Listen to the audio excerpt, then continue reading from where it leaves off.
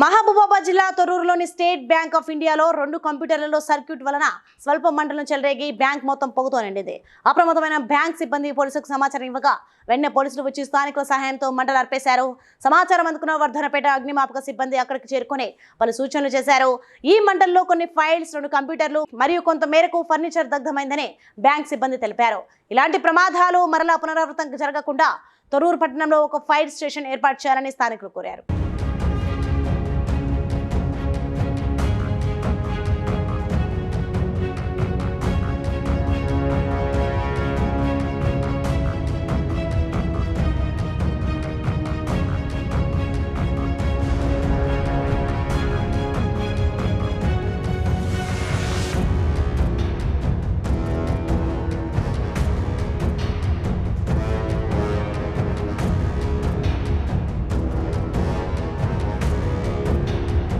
Please like and share, subscribe to BCN Telugu News. Please like, share and subscribe to BCN Telugu News.